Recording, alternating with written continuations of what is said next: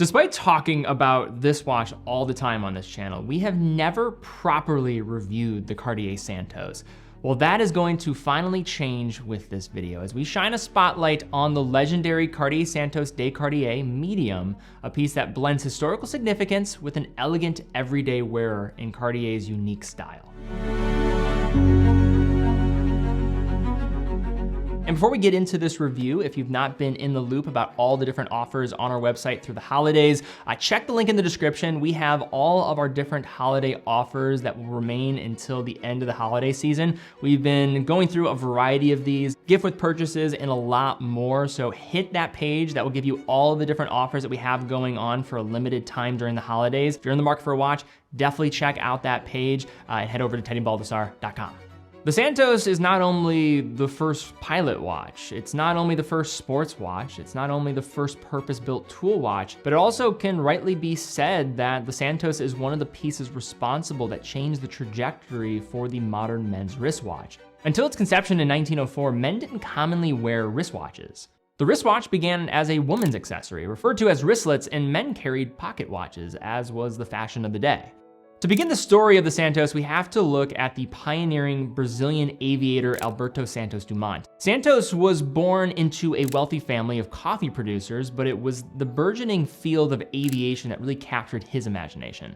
Having moved from Paris to study engineering, he was involved in the development of both lighter and heavier than air craft, flying his first balloon in 1898. He built a series of motorized airships, notably flying his fifth airship around the Eiffel Tower in July of 1901, and later began experimenting with heavier than air craft, such as gliders and eventually motorized airplanes, including his famous bird of prey biplane.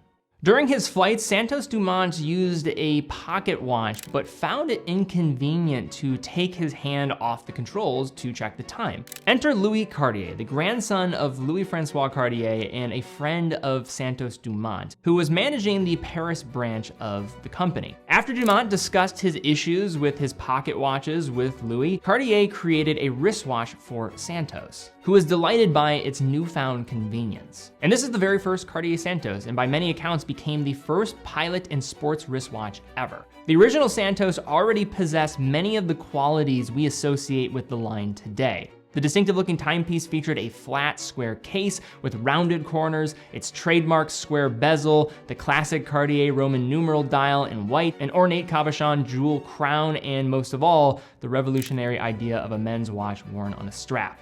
The watch saw a wider release in 1909 when Cartier collaborated with Edmond Jaeger, the prominent movement maker who would later become part of JLC. Like many Cartier references, the fortunes of the Santos rose and fell with the war and economic forces, with a relaunch in the 1970s. It was reborn as the Santos de Cartier, which now offered the watch on a bracelet, a response to the growing appetite for watches of this sort. The bezel became bolder with larger screws, now part of the visual language, with the bracelet sharing the screws of the bezel in its design. Another stylistic cue was the availability of a two-tone version, something of an 80s trope that permeated throughout the industry then. And now this has become one of the trademark looks associated with the Santos to this day. The modern Cartier Santos lineup now includes a broad array of references from quartz to high horology pieces, including the stunning Santos Dumont skeleton watch, rendered in rose gold and featuring a tiny replica of a Santos Dumont airplane as its micro-rotor. To be sure, the Santos line is one of Cartier's most successful model families and one of its most versatile. Now we'll look at what is my personal favorite Santos from the contemporary lineup, at least from more the entry position. This is gonna be the medium version in stainless steel. Now, a couple things as we dig in here. Number one, this watch is very well loved, as you can tell by all the scratches, and that'll be a talking point as we continue. And then number two, yes, I know the titanium has recently come out, but at the time of recording this in October, I have not had the opportunity to really try that one on. So I'm only going to speak to this format, this watch, because that's really where I've spent more time with. And also I think this is more in alignment with this long-standing legend.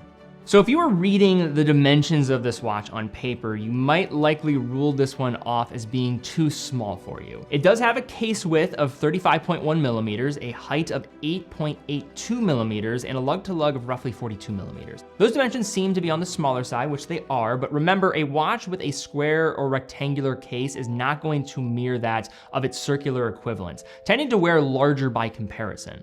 Now, if I had to give a point of comparison to a round case for the Santos, I would reference the classic wearing dimensions of a piece like the Datejust 36 millimeters. It's a watch with a similar idea of being more capable of pulling off than many give it credit for. The Santos's trim case height also contributes to the wearing experience, easily slipping under a shirt cuff while adding to the elegant visual profile. As the shining star within the Richemont family of luxury brands, Cartier is equally known for their jewelry, and the Santos finishing reflects that. The screwed bezel receives a glorious high polish, the focal point of the case's entire aesthetic, which in turn has shown its wear over time. This is absolutely going to be a scratch magnet. The bezel and the sapphire crystal feature a subtle curve that also enhances wearability, making the case appear more refined. And a polished bevel also adds to the luxury vibe, a delicate counterpoint to the fine brushing that makes up the rest of the finishing, including the bracelet. Yes, this is a watch that is also sporty too, as it is evidenced by the 100 meters of water resistance. The push-in crown features a 7-sided edge and the Cartier hallmark of a faceted cabochon jewel in synthetic blue spinel, with a look that evokes blue sapphire. The solid brush case back is screwed into place and features minimal engraved text along with the Cartier wordmark. As an aside, if you're a fan of the retro look, the two-tone version features a yellow gold bezel and bracelet screws for some extra punch, which might be my favorite two-tone watch on the market today. However, it does add thousands to the retail price. Given how the bracelet of the Santos is such a significant part of giving it its look, it better be good in practice and not just look the part. Thankfully, it does. Cartier leans into its status as a prestige jewelry maker with finely brushed single links, punctuated by those trademark screws resting at the far sides of each link. The butterfly clasp is hidden underneath a rectangular logo and is actuated by dual push buttons. Construction is milled with a premium feel of quality throughout, and although there's no capacity for micro adjustment, the links themselves are small enough to get a pretty solid fit, so it shouldn't be as much of an issue compared to others out there. But probably my favorite thing about this bracelet is just this on-the-fly smart link system is what Cartier calls this to adjust the links.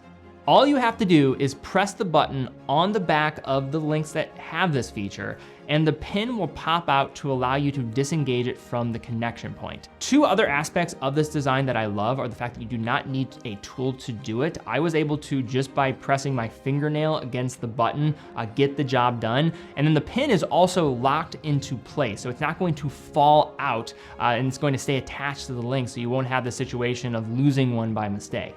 Now, this is definitely a watch whose bracelet is a key component to its identity, so strap changes are lower priority, but if you are the type of person that's a serial swapper in the strap department, the lug width of the medium version is 19 millimeters.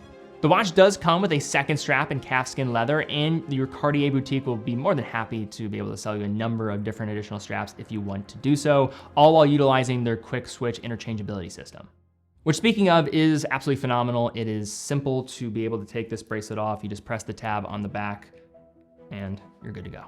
A Cartier dial is one of the most instantly recognizable in watchmaking, and no matter the model, most standard Cartiers share several traits.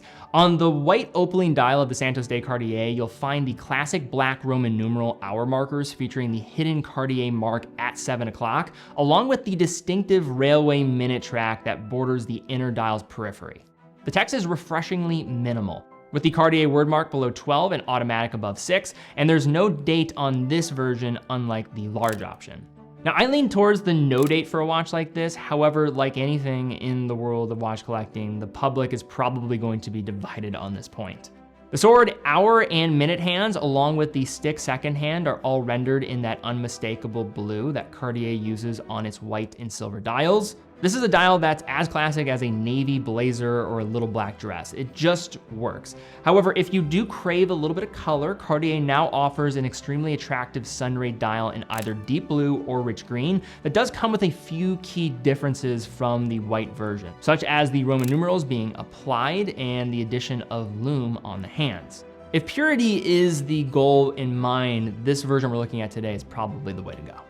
Perhaps it's because of their typical customer base that's very wide-reaching, but Cartier usually is pretty cagey about the details of its movements. Historically, they've been outsourced from the likes of JLC, Etta, and others. Fine movements in their own right, but regular production in-house Cartier movements are a relatively recent development. It wasn't until 2010 that Cartier released the caliber 1904 PSMC, the first mass-produced manufactured movement in their history. Now still, the brand doesn't really emphasize most of its movements, hiding many behind a closed caseback, as is the case here. Regardless, it probably helps to keep the case a bit thinner, and the caliber 1847 MC, named after Cartier's birth year, is a movement that does its job suitably. The automatic 1847 has a rate of 28,800 vibrations per hour, or 4 Hertz. It hacks and hand winds, and has a power reserve around 40 hours, although Cartier generally doesn't list movement specs. The 1847 has 23 joules and sports some machine Geneva striping behind that closed caseback. It's a moot point here, but Cartier has displayed casebacks in the past, such as in the Drive Day Cartier, but unless you're talking about one of their high horology skeletonized models, movements are generally closed to the public. In terms of accuracy, I did throw this one on the time grapher, tested it across 5 different positions, just like a chronometer test, and the watch ran well. It was running at -4 to 0 seconds a day.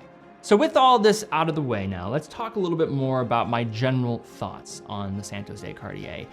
A few things as you look at this example and just how it has aged. And many people, when they look at a watch, if you're the type of person that wants something to be pristine and not show its wear, this is not gonna be the watch for you. You can see right now, this has attracted so many scratches to the top of the case.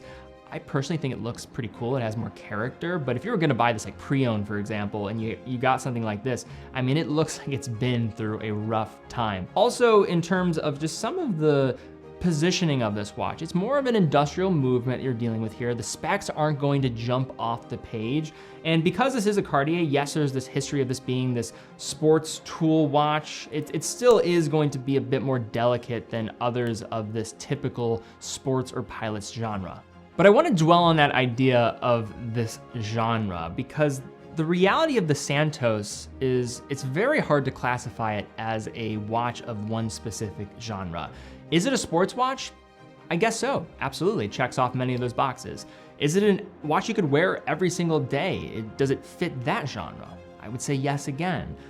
Is it a pilot's watch? Well, you can't dispute its history. It has some of the strongest history of any watch that's ever been created. So what exactly is the Santos? And when you're trying to think about your collection, why would you decide to go for a Santos?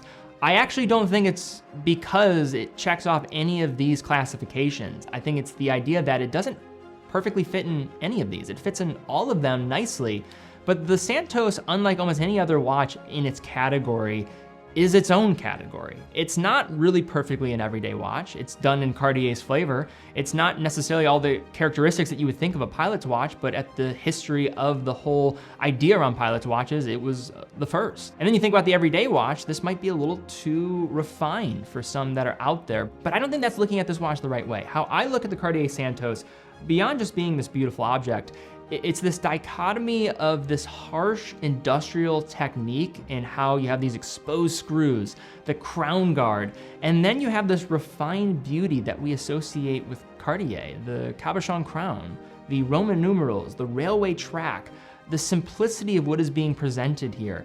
It fuses those ideas so well together that if we didn't have 100 years of backstory behind it to know this as an icon, you would see this for the first time and see this crazy fusion of contrasting ideas.